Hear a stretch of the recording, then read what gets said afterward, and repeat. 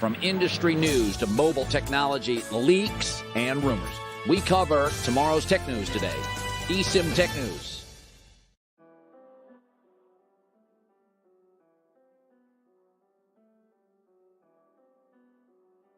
All right, welcome back. eSIM Studios Podcast, a live stream episode number 228. This is now eSIM Tech News. How about that? Now, I want to make sure my audio is not messed up. I'm just now getting this live stream set up. Gonna have a new format.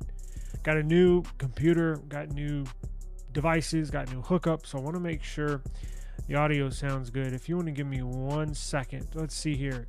You want to let me know if it sounds good?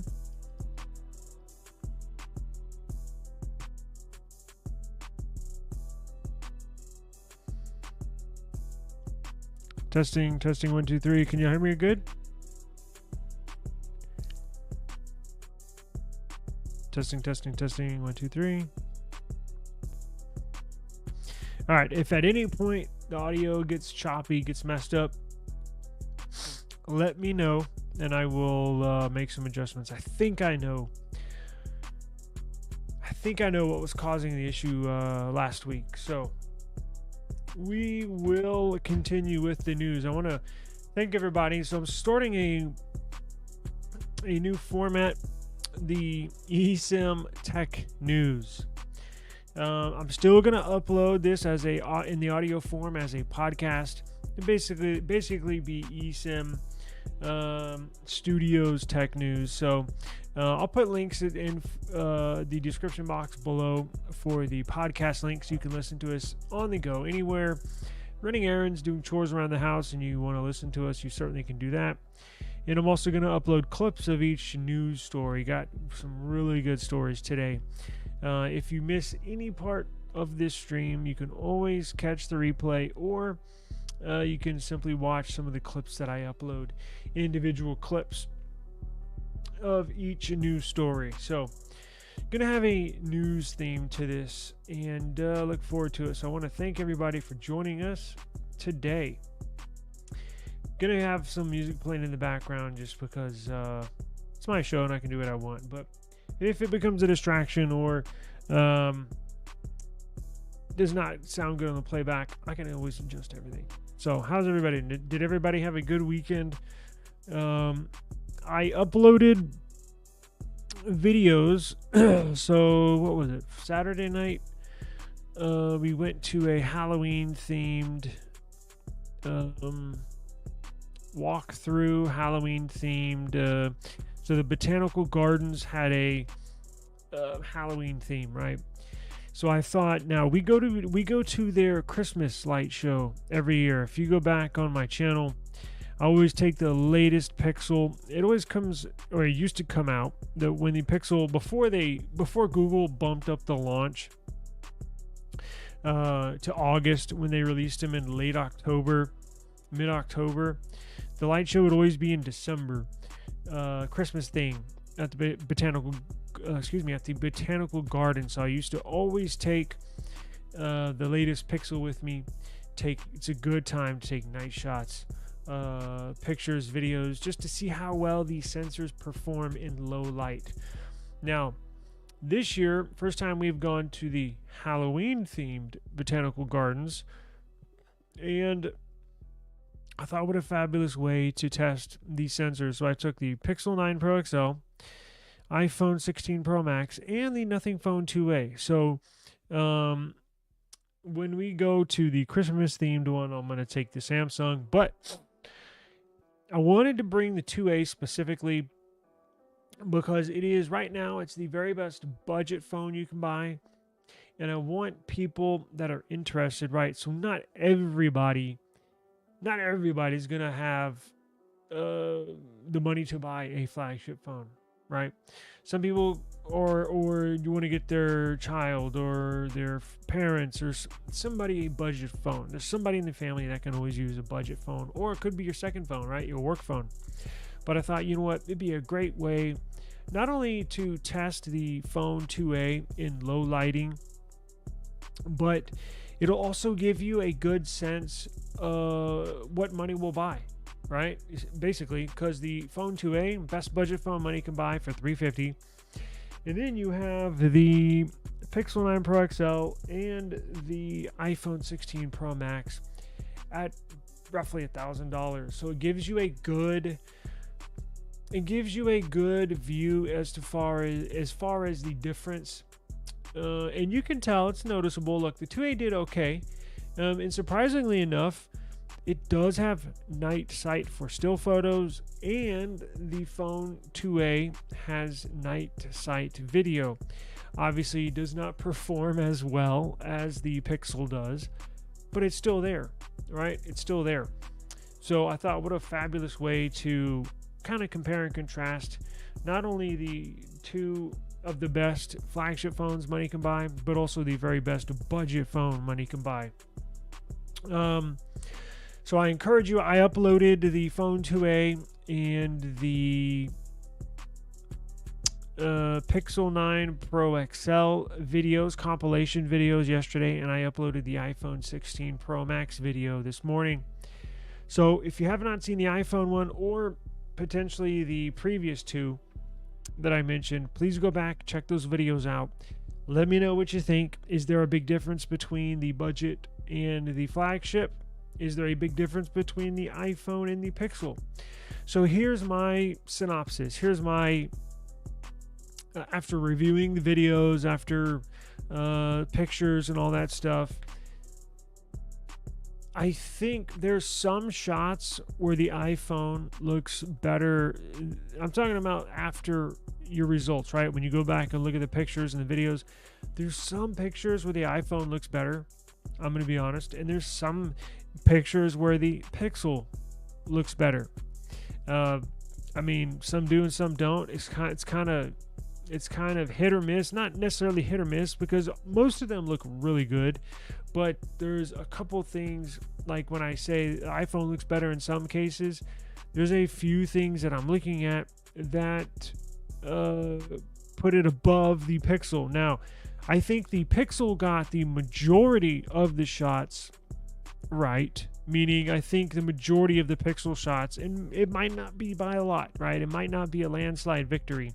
There may just be 5 or 6 pictures, just a handful of pictures and or night videos where the Pixel comes out on top over the iPhone, but iPhone definitely is pretty impressive. Now, again, I'm not an iPhone user. It's the first iPhone I've had in years. Now, there's one thing that bugs me about this iPhone. One thing that bugs me. What's going on, Daniel? Appreciate you joining us. There's one thing that bugs me is this iPhone 16 Pro Max still has, well, I say still because I noticed this was an issue with the previous 2 generations, lens flare. So when you're taking video, especially at nighttime, and you have a light source, you still get a lens flare. So when you're moving the phone and the light source is here and you're moving the phone, you can see like a reflection into the lens. Bugs the hell out of me. I'm not familiar with that. And I was like, damn. And on Saturday night, I kept on seeing it. And you can see some of the lens flare in some of the videos. I tried not to show it. Put some clips in there where it wouldn't be that noticeable. Now you can still see it, right? But I don't remember the Pixel doing that. And then I was like, damn, do all phones do that? And I just didn't notice it until now. So I went back to the Nothing Phone 2a. Not there. I went to the Pixel. I found one video, and I had to go back, not just from Saturday night. I had to go back like a month ago to find a night video that I made that had just a glance of a lens flare, where the iPhone 16 Pro Max shows a ton of lens flare. Now it's only at night, or I did notice it also when I took a video outside, walking to my mailbox, but there was a bright sun outside, no clouds. I got lens flare from the sun as well. So I don't know if that's a major issue with other people's. I don't know if I'm crazy and I may have the only iPhone that does that. But the lens flare is very annoying. I would like to see them get a hold of that. Apple, I'm talking about in the future. But there were some videos pretty damn good. So I did not mess around. So those pictures are 100% shot and uploaded. No editing, nothing. So the night sight video for Google is extraordinary. Like, I really think that's a feature that's slept on. Nobody talks about these things on YouTube, and I don't know why, but night sight video is insane. Like on the Pixel, I cannot talk enough about this night sight feature and video boost mode. So all those pictures you see from the Pixel 9 Pro XL was either a night sight or a video boost, one or the other. Maybe I should have labeled them which is which, but you get the point, right? So I mentioned in there that if you do have a decent amount of light source, I'm talking about at night, go with video boost. Now, if you just have, and if you don't have that much light, but you do have a light source, use a night sight. So if you have not seen those videos, maybe I'll link them below, or you can just go to our eSIM Studios homepage, scroll down in videos, and you'll see I made dedicated videos, one for the iPhone 16 Pro Max, one for the Pixel 9 Pro XL, and one for the Nothing Phone 2A. Glad to get that out of the way. So now, one last comment on the iPhone and/or this weekend's events before we move on to the news. The dedicated camera button on the side of the iPhone drives me insane. It drives me crazy. Whenever I'm picking up the phone, and I guess it's because, and I was thinking, why the hell do I always pick it up there and touch the button? I think it's because that's just how I generally pick up phones. Because I started second guessing myself. Like, do I always pick up phones like that? Yes, I always do. So if your phone's laying flat on a table, I pick it up like this, right? Well, guess what? The camera capture button's right there where my thumb is. Every time I pick up the iPhone, I'm activating the camera button. I'm activating the camera app. It drives me insane. There's no good place to pick this up, or I shouldn't say that. You can do it right in the middle. You see where my thumb is? You can do it right in the middle right there, but you got to be looking at the phone. That's like when I pick up my Pixel, I just grab it. When I pick up my Nothing phone, I just grab it. When I pick up my Samsung, I just grab it. With this iPhone, it seems like every other time I'm picking it up, I'm activating the camera button. Now, maybe I might be able to disable it, because let me tell you, over on Saturday night when we were taking all these photos, I did not use the capture button, the dedicated camera button one time. Everything was in-app, point, shoot. I wanted to make it a point of pointing and shooting. Like, I didn't want to get like the absolute. Now, for those still photo shots, for the night shots, you do have to stay still, right? It gets you a little countdown timer, so you do have to stay still. But it wasn't like, oh, let me move here for this lighting, and let me move here for this lighting. Oh, and let me change here in the settings. No, it was, I had made sure on the Pixel I was in video boost or night mode. And by default, video boost to night mode is 4K 60 frames per second on the Pixel. And on the iPhone, I made sure I was equal value, meaning shooting in 4K 30 to 60 frames per second. I wanted to make it fair, but I didn't want to go in there and modify before every single shot. Like, there's people walking, right? So I had everybody has their phone out. I was like the only person with like 3 phones, right? So I'm like, I'd stop in the middle, and after a while I picked up, I was like, well, maybe I'm being a dick because people behind me are like walking into me. So I would step off to the side, I'd take this phone out, take a shot, I'd take this phone out, take a shot. My dad, who went with us, and my daughter were like rolling their eyes. They're like, come on, hurry up. But they were cool with it. They would just give me a hard time because I was like, I'm going to make a video out of this. So it's very cool. You can actually go there during the day. So it is a badass place to take pictures. And I've only been there at night. I've never been there during the day. Like, they have these huge, what do you call them? Terrariums, where it's like an enclosed, the humidity is real hot.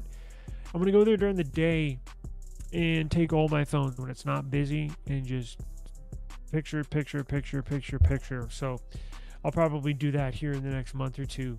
Well, after the holidays. It's really busy right now. But anyways, we had fun, and it was a good excuse to make a couple of videos at it. So please go check those videos out if you have not seen them. Very interesting. Let me know which one you think is the best. Now, obviously, the phone 2A is not going to be the best. But it did pretty well. Go watch that one. And you can see where the sensors really struggle. It's in movement, and it's at night. So the 2A, bless his little heart, he was hanging in there as best as he could. Little Johnny was hanging in there as best as he could. But he did okay. The 2A did okay, right? I mean, but you can tell movements at night. The video is choppy. The electronic image stabilization is there, but it's just not as good as a flagship phone. So you can really see the difference between a top-notch quality flagship phone and a budget phone. But it probably did better, or will do better than most or all budget phones. Honestly, I don't know of any other budget phone that could hang in there that well. Let's see. Daniel says the only other phone company that does shutter buttons right now is Sony. Interesting.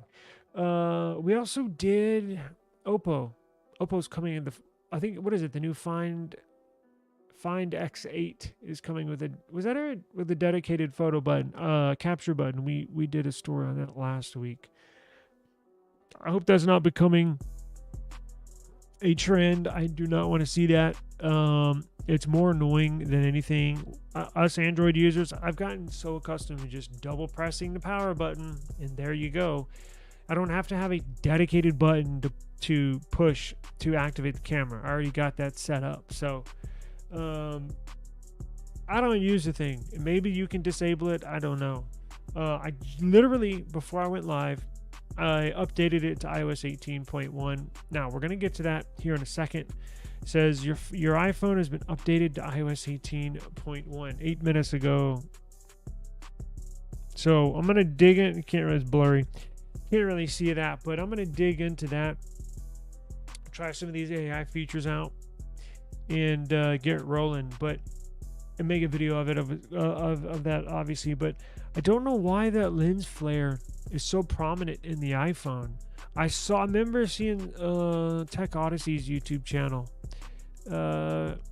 He had a thing on I think it was iPhone 15 Pro. I think it's when he went to Venice and Italy or something like that overseas, where he took a bunch of night shots, and he was saying the lens flare was bad on his. But again, I don't watch much iPhone content.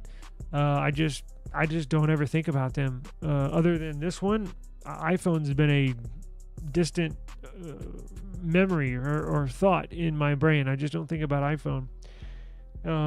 So maybe it's been there, maybe it's not, but that's one big thing I noticed. And go look at the videos and tell me if you can find it. I tried not to put a bunch of flares in there because I don't want to make it look too shitty, but they're there in some of the clips. Daniel says Sony's works just like a regular camera. They've been doing it, yes, probably for years with a 2-stage focus shutter. Yeah, I get Sony, right?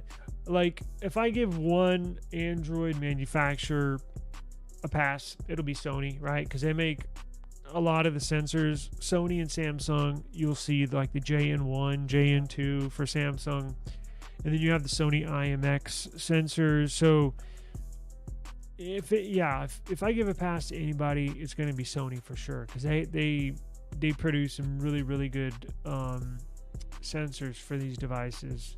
So we'll see how it goes. I don't know if there's been any camera improvements. Actually, I have a list of improvements here for Apple Intelligence. Let me clear my throat. Oh, speaking of, well, I'm sure y'all are sick of hearing my allergies here, but it was bad yesterday.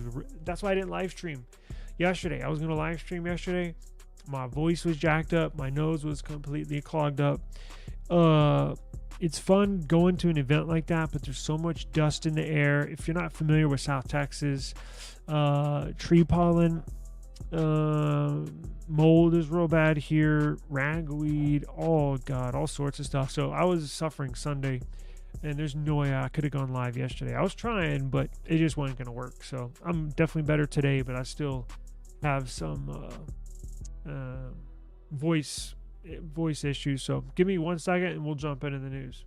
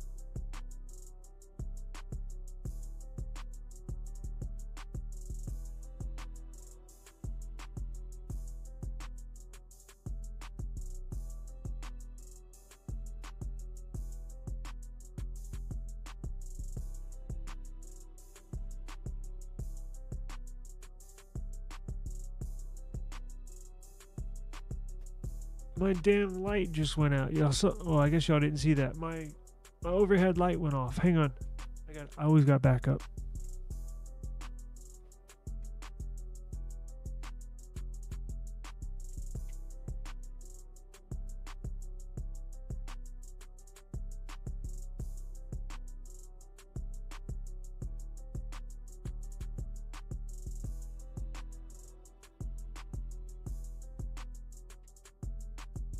Okay, man, I really like this. Snapdragon PC, this HP OmniBook X. It's really coming through, man. I really like this thing. It's so snappy. It's like a phone. It's like using a phone. It is unbelievably fast. Never used a computer this fast. Even with like how I like those mini PCs.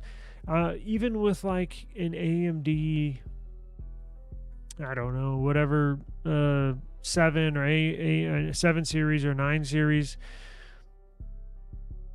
That's obviously, well, I don't know if it's more powerful than this Snapdragon X machine, but as far as benchmarks, but it's just fast, man. Like, it's like using a phone. Everything is so snappy.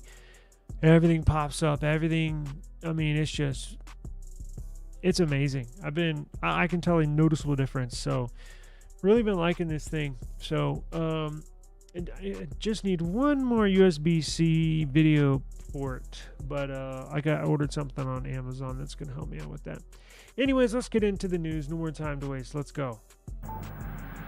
From industry news to mobile technology, leaks, and rumors, we cover tomorrow's tech news today. eSIM Tech News. Yeah, like that? Told you I was going to be like 5 o'clock news. Okay. Apple Intelligence is here. iOS 18.1 was launched this morning. Just updated my iPhone literally minutes ago. Now, it includes a bunch of highly anticipated AI features, writing tools, a new look for Siri, notification summaries, and a whole lot more. So, after a lot of marketing hype, developer testing, Apple Intelligence is finally here. Finally. Now, with the public release of iOS 18.1 rolling out today, Apple Intelligence is available on all iPhone 16 models and the iPhone 15 Pro and Pro Max, the all-new iPad mini 7 series, or 7th generation. Now, also rolling out to older Macs and iPads powered by the M1 chip or newer. So if you have a Mac or iPad that is running on the M1, M2, M3, or possibly M4 chip, you're going to get Apple AI. So starting today, iOS 18.1 includes the first wave of Apple Intelligence functionality. More features are coming, however, in iOS 18.2. So they give you a little teaser rolling into 18.1, and then 18.2 should get the full force, the full brunt of their AI capabilities. Now, iOS 18.2 is going to roll out in 2025. So you're going to be on 18.1 for the rest of the year, roughly 2 more months. And then here in the first month or two of 2025, you should see 18.2. The headline features available now include writing tools, notification summaries, a new visual update for Siri, photo enhancements, and more. Here is everything in detail. So let's talk about how you enable Apple Intelligence, right?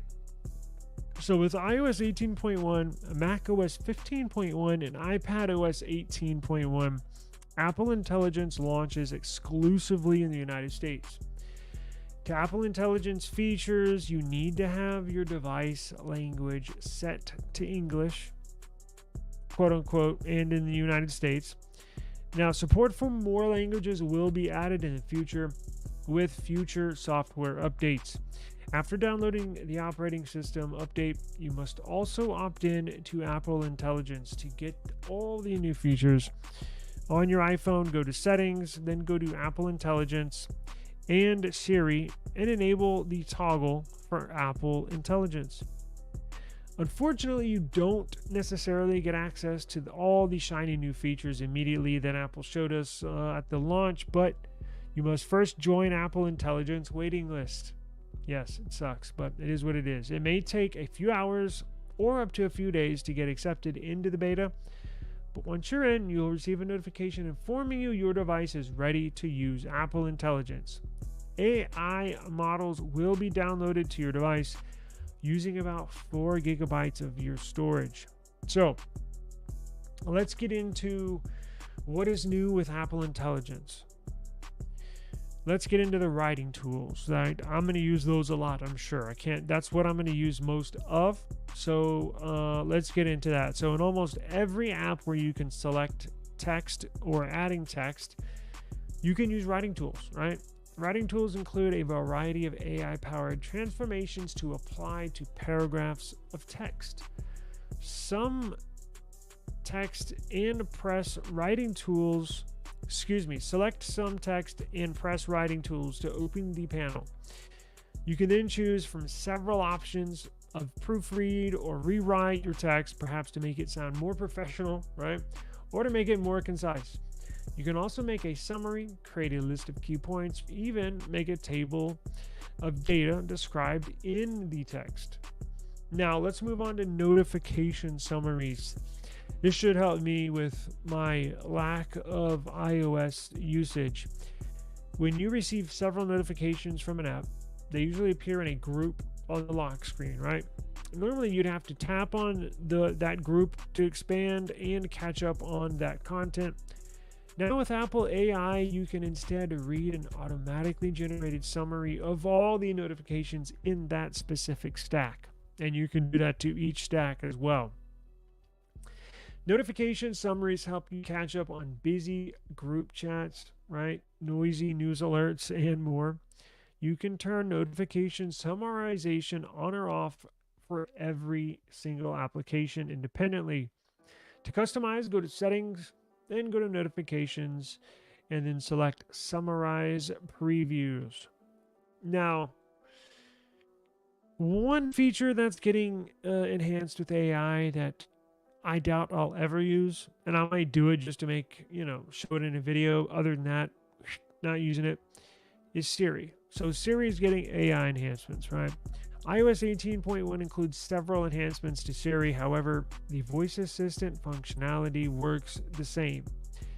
Bigger updates to Siri's capabilities are coming later in iOS 18 releases, such as 18.2, 18.3, so on. You get the idea.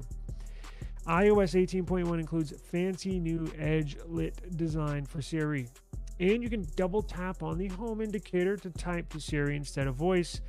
The synthesized voice also sounds more natural, right?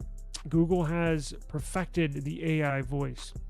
And Apple seemingly looks like they're catching up, at least as far as that's concerned. Now, it is more resilient when you stumble over your words, so it can basically understand what you're trying to say, even if you say like I do sometimes. It'll still figure out what you're trying to say and give you the correct response. The synthesized voice also sounds you can pick between, I believe, 6 different voices, right? You can also ask for Apple product help, and it will surface snippets from Apple's vast knowledge of its base and of documentation. New photo features. Yes, I'm sure I'll use these. The photo apps in iOS 18.1 has 3 big improvements as a result of Apple Intelligence. Firstly, search is enhanced with the ability to understand more kinds of natural language queries, so you can find old photos by just describing their content, right? You could say photos of me with a hat on, or photos or videos with me with a watch on, or a red shirt, or with my daughter, right? Something like that. That's where AI comes in handy for me. Secondly, cleanup. Cleanup is a new photos editing feature that helps you quickly remove objects and people. Google's had this forever. From the background or a scene. You just drag your finger over a part of a photo and it will be removed using AI image painting. Finally, you can create an emotional memory movie using a text prompt, which will intelligently collate photos from your library into a vignette. Now let's move on to reduced interruptions, which is aka focus mode, or like I like to call it, do not disturb mode, because I put all my devices on do not disturb, because if I didn't, I'd be ringing nonstop. So reduced interruptions and focus mode. A new focus mode attempts to automatically sort through your incoming notifications and suppress everything that's not important right now. The AI-powered reduce interruptions focus mode will analyze the content of incoming notifications and filter out anything that's not deemed of immediate importance. You, the user, can set and manipulate how important you want each incoming notification to be, and then it'll set that for the future, and you can modify it down the line as well. The smart notification silencing can also be applied to other focus modes by enabling the new intelligent breakthrough in silencing quote-unquote option. Now, we also have a smart reply and summaries in the Mail and Messages app. Similar to notification summaries, Messages and Mail will summarize incoming messages in your inbox inside the app itself, right? Helping you get a clear, precise overview of what that message entails. This is especially useful for the Mail app, where the first couple of lines of email aren't usually helpful, right? About describing the content of that said piece of mail. With one tap, you can also summarize a whole thread of emails in a conversation in one go. And when composing a reply, new AI smart replies help you save time with generated responses. Now, those are all of the features I believe that are in iOS 18.1 right now, but there's, as I mentioned, more AI features coming soon. Tentatively scheduled for a late December, early 2025 release. iOS 18.2 includes even more useful features for Apple Intelligence devices, including Image Playground. I know everybody's going to like that one. Genmoji, that one's been highly sought after. And Chat GPT integration. as well as visual intelligence for iPhone 16. Visual intelligence. So, have any of y'all downloaded Apple AI on your iPhone or iOS device? Have y'all used it? Do you like it? I started this live stream by saying I literally updated this phone right before I hit live. So when we get done here, I'm going to dive into here, see what I like, see what I don't like, maybe make a video or two in regards to these features that we just discussed. So should have that uploaded by tomorrow. We'll see how that goes. Brian, appreciate you joining us. My phone is not updating. Is there a download problem? There might be. Now, I literally, how long have I been on? I've been on for 39 minutes live. I updated mine, so probably just before this, so probably 45 minutes ago. 45 minutes ago, I had no issues. I selected download, and away we went. Now, remember, if the update was 18.1, should be very easy. Should just update it like every other time you've updated iOS. Now, to get the Apple AI features, you do have to activate them, right? So, how to enable Apple Intelligence. So what you're going to do with iOS, once you're on iOS 18.1, and I'll get into a tip you can try here in a second. You're going to access Apple Intelligence feature, you need to have your device language English, and you have it in the United States. So if you're in the US, you might not get these features. So make sure you have English United States selected. After downloading the system update, you must also opt into Apple Intelligence to get access to the new features. So you got to go on your iPhone, go to settings, then go to Apple Intelligence, and then go to Siri and enable toggle for Apple Intelligence. Now, what you can do is, if you have a computer, you can do over-the-air update, or you can install the update via iTunes. Now, I doubt many people do that now, and maybe I should see if that's still operational before I actually tell you to do that. But as far as I'm concerned, it's still possible. Now, maybe I'm incorrect. Again, take that with a grain of salt. I'm not a heavy iOS user, iPhone user, but you know how you can restore your phone from a computer, from iTunes, or from, the iCloud. Plug it in your computer, go to iCloud, go to iTunes, see what it tells you, right? If there's an update, it'll let you know, right? They want you to be on the latest operating system. So try that. Also, try disconnecting from a network. So I'm going to tell you the little tricks and hints that I do for my Android phones. Step number 1, reboot your phone. That's the easiest thing. Now, when I say reboot, I don't mean turn the screen off, turn it back on. I mean physically power it off, wait a few seconds, power it back on, and then check for an update. Or you can disconnect from the network and then reconnect. So if you're connected to Wi-Fi, disconnect Wi-Fi, reconnect to Wi-Fi, check. Or if that doesn't work, disconnect Wi-Fi, disconnect from your data from your carrier, and then reconnect data, and then reconnect Wi-Fi, and then check.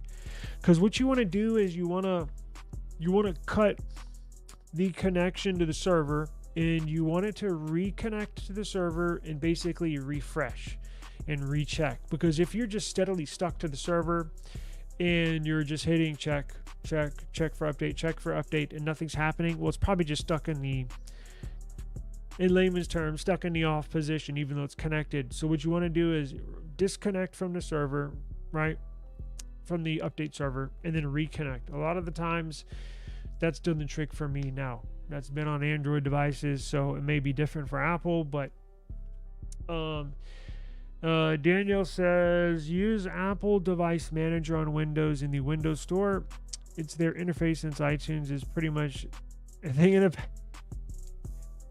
goes to show you how long it's been since I've used iPhone, right? I'm still talking about iTunes, and that's been about 10 years ago. So there you have it. Go download, if you have a Windows device, download Apple Device Manager from the Windows Store, install it, run all the permissions, and then plug your phone in.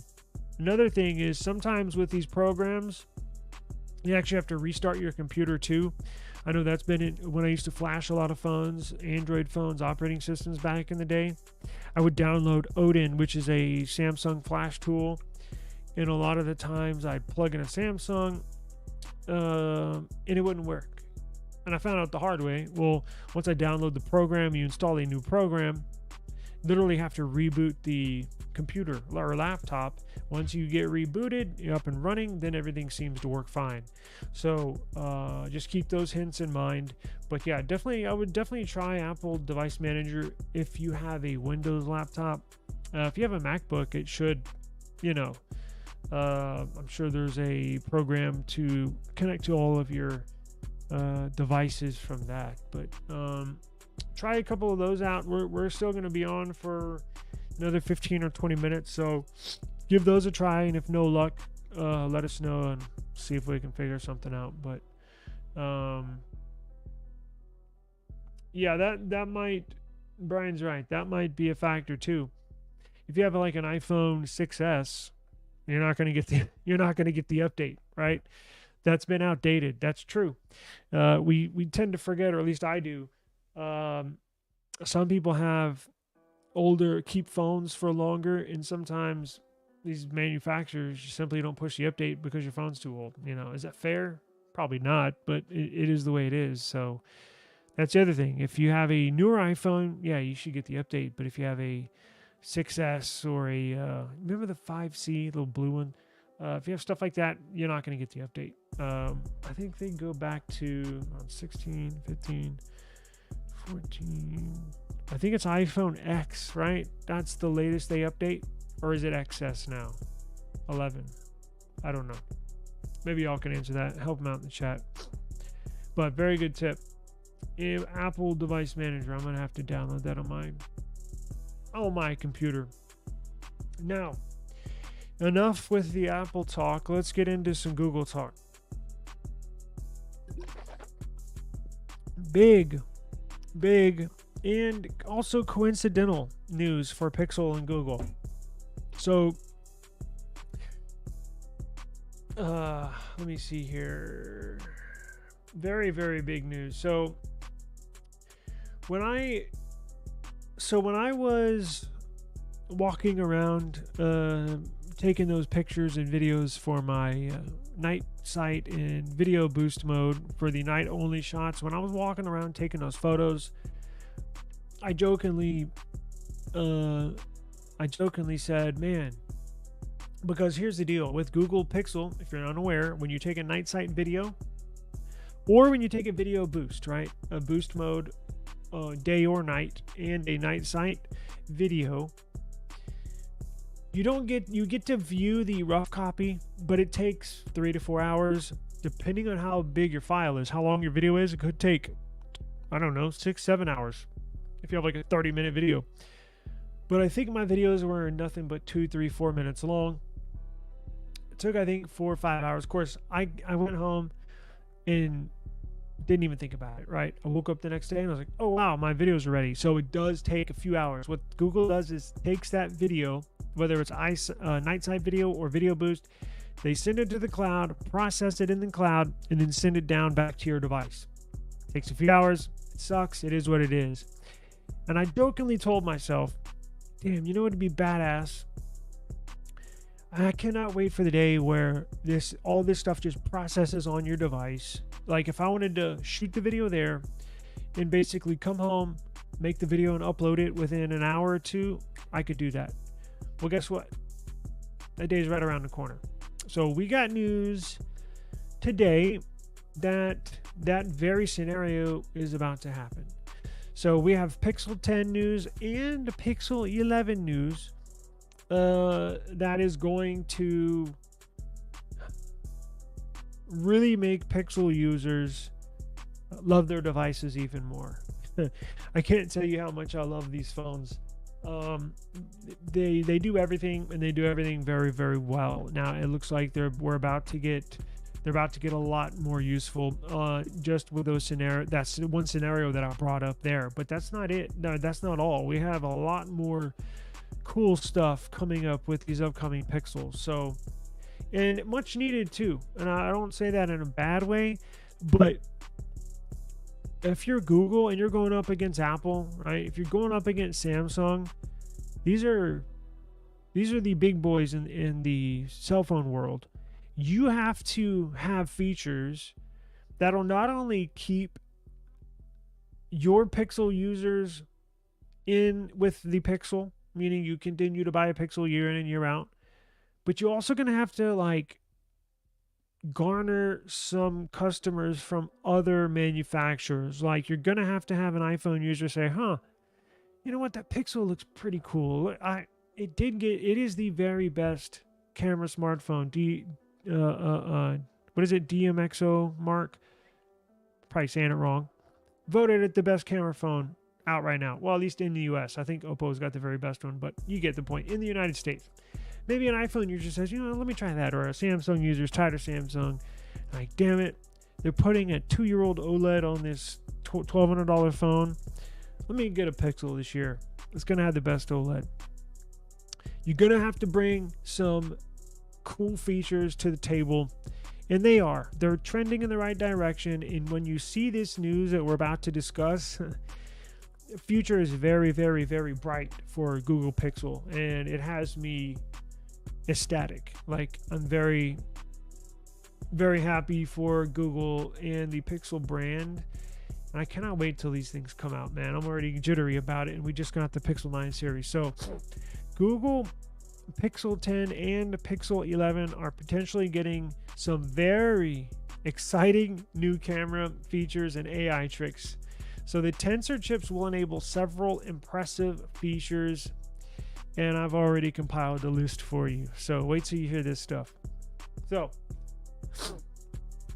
a new leak from inside Google's chip division, the division that is working with TSMC to manufacture this new Tensor chip.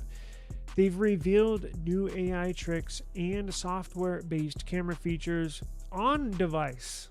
May I add, software-based camera features for the new Pixel 10 and Pixel 11.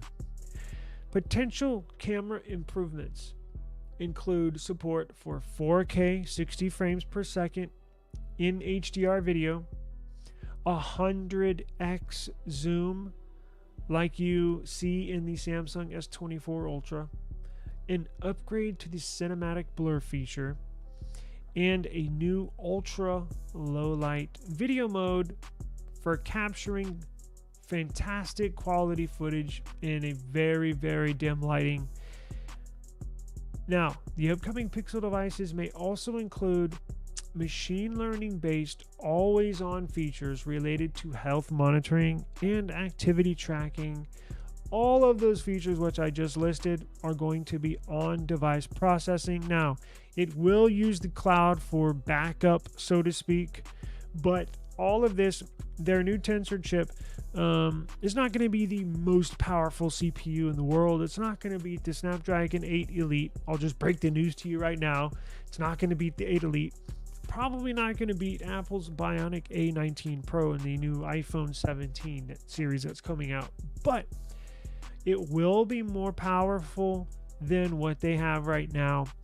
And that's all we can ask for. Just continue to grow, continue to get bigger, continue to get better. And you'll see all of this stuff that we've had to rely on cloud-based this, cloud-based that.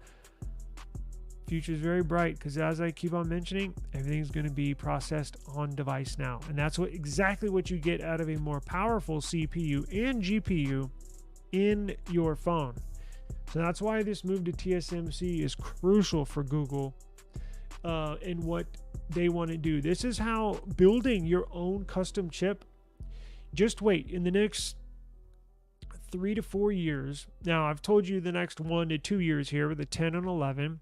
You're going to hear of these cool improvements I'm about to describe in detail. But once we move on to year 3 and year 4, you're going to see just mind-blowing stuff. And this is where designing your own CPU comes into play. You have more free will, more availability to do what you want to do with your device than if you were stuck with an Exynos CPU, because you're bound to their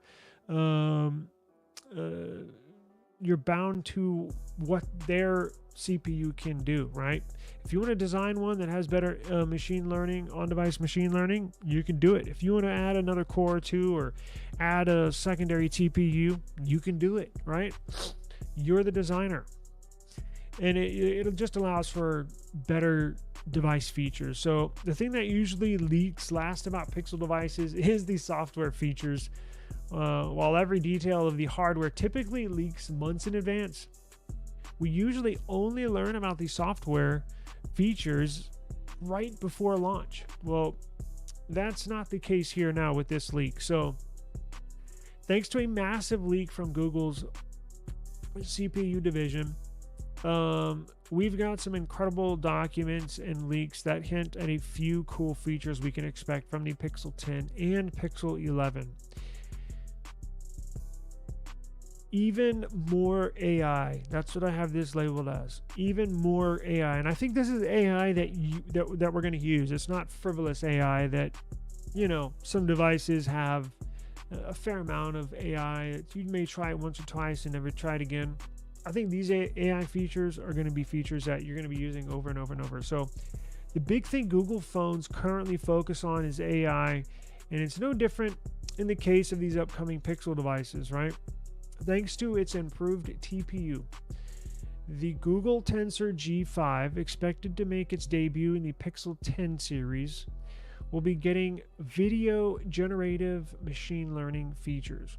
While that's pretty vague, right? Learning the intended use case explains what the feature will do a bit better, right? So post-capture, after you take the shot, post-capture generative AI-based intuitive video editing for the Photos app. Sounds cool. We can only guess what this means exactly, but if it sounds like Google will let users edit their videos more easily in real time by using AI that actually understands the video and helps predict what you might be trying to edit. The feature might also be available in the YouTube app, especially for YouTube Shorts. It's one thing I've been wanting for years. We need a good video editor app that's Google specific only, similar to a Samsung Gallery app where that's specific to Samsung devices and it has some basic editing features. But I want maybe not like a CapCut level of video editing, but we need something like Samsung Gallery app basic video editing features, but with more added on, right? And I think we're going to get that. So the Pixel 11, now that was the 10, so the Pixel 11 may also offer a 100x zoom. Google is also exploring several AI features for photo editing, include Speak to Tweak, which seemingly is going to be a LLM based editing tool, and Sketch to Image, which is a self-explanatory and resembles the same features that Samsung Galaxy devices have. Additionally, there is prior evidence indicating that Google is developing a Sketch to Image feature for Gemini. Google is also working on Magic Mirror feature, but unfortunately no extra context could be gathered from the leaked documents. Now, additionally, the Tensor G5 CPU in the Pixel 10 should also be capable of running stable diffusion-based models locally on device, which could be used for the upcoming Pixel Studio app instead of the current server-based solution in the cloud, right? Do away with the cloud. I want on-device. Google focuses heavily on the cameras of its phones, so it's not surprising many new features are related to this leak. So firstly, the Tensor G5 and the upcoming Pixel 10 finally will support 4K 60 in HDR video, whereas previous models only allowed 4K 30 frames per second in HDR video. Now, Pixel 11 I mentioned that 100x zoom capability. So they're gonna put a little twist on it, right? So the 100x zoom capability is going to be via machine learning for both photos and videos. However, we anticipate that the algorithms used for each will differ, so don't expect identical quality, right? If you zoom in 100x on a video compared to 100x on a still photo. Additionally, the documents that were just leaked reference a next-gen telephoto camera. Now, this next-gen telephoto camera designed to enhance this feature, the 100x zoom, suggesting that significant hardware upgrades could be on the way as well, meaning new camera sensors, right? The most exciting feature to potentially come to the upcoming Pixel series 10 and or 11 is the ultra low light video mode. Cinematic blur is also getting upgraded on the Pixel 11 too, with support for 4K 30 frames per second and a new video relight feature. Seems to change lighting conditions in both still photos and videos, right? So both of these new features are also made possible by Cinematic Rendering Engine. And then in this new Tensor chip, the image signal processor handles all that. The inclusion of the new hardware block also reduces power draw. Check this out. In video recording of up to almost 40%, which is huge. That's one area it never gets talked about. Filming 4K drains your battery pretty freaking quick. And if they can reduce that by 40%, that's a game changer right there, especially for events where you're going to be having your phone out for a lot of the time. It's a game changer. Now, last and not least, and perhaps the most exciting feature potentially coming to the Pixel 11 is the ultra low light video, also referred to as night sight video. Go check my video out I uploaded on Sunday. A feature of this name already exists, but it relies on processing in the cloud, as we just talked about. Whereas this new feature is going to be 100% on device processing. Google specifically mentions 5 to 10 lux are the intended lighting conditions for this feature. This is considered very, very low light, similar to the illumination provided by a dimly lit room or light from the moon in a very, very cloudy sky. For example, it's comparable to the brightness of a candle placed about 1 meter away. So that's not that much. So, I mean, you can still get a decent photo. And I can only imagine what it's going to look like on a Pixel 10 or Pixel 11 with this new CPU. This new feature will also rely on new camera hardware to achieve the intended results. So it looks like not only is the Pixel 10 and Pixel 11 getting custom Google architecture, CPU chipsets, it looks like we're getting brand new AI features and new sensors. So whether it's a telephoto lens or whether it's a brand new ultra wide, I don't know. Like, they could be totally redoing all 3 sensors on the back, including the one on the front to make it 4. I have no idea, but whatever they're working on, I can guarantee it's going to be badass. They always get the benefit of the doubt from me when it comes to photos and videos, stuff like that. So we are going to keep a very, very close eye on this. Y'all know we are home. We are the unofficial home of the Google Pixel. We are hashtag Team Pixel. So if you have a Pixel or you never had one, but you're starting to think you might want to try one, stick around, subscribe to the channel so you get notified of all new videos that we upload or when we go live. But it's time for me to get out of here. I do appreciate the time. We nailed the 2 biggest stories of the day, Apple and Google. Big news, Apple AI for iPhone is now available, and it looks like AI is about to get a lot better. It's already pretty cool, but it's about to, Google's just on the cusp of taking this AI thing to the moon with this Pixel. telling y'all, their new custom chip is going to take this Pixel to the moon. Thank you as always. I really appreciate it. Y'all know I do. Please be safe. And as always, I'll see you tomorrow. Peace out.